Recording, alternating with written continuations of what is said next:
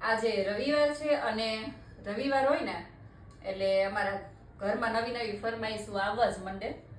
તો જો આજે ઢોસાની ફરમાઈશ હતી એટલે આપણે ખબર જ હતી કે કંઈક નવી ફરમાઈશ આવશે એટલે રાતે જ આ ઢોસાનું પલાળી દીધું હતું. અને જો અત્યારે હવે આ ઢોસાનું આપણે પીસવા માંડ્યા છે અને પછી આપણે સાંજે આજે ઢોસાનો પ્રોગ્રામ છે.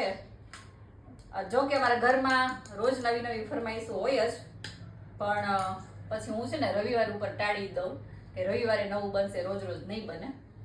તો જો આ બધાની નવી નવી ફરમાઈશો તો હોય જ, સવારમાંથી તો હોય જ, લંચ બોક્સમાં ફરમાઈશ હોય, પછી સાંજે હોય, એટલે આપણે રવિવાર ઉપર નાખી દેતા હોઈએ છીએ. તો આજે ઢોસાની ફરમાઈશ છે તો આપણે ઢોસા બનાવવા માંડ્યા છીએ. ચાલશે ને ઢોસા? કેટલા ખાવા જોશે? કેટલા જોશે ખાવા? 5 ઢોસા ખાઈ જાય. જો 5 ઢોસા ખાઈ જાય. તો ચલો, કોને કોને ઢોસા પસંદ છે એ કહેજો, અને ઢોસા ખાવા હોય તો આવી જાવ તમે પણ બધા.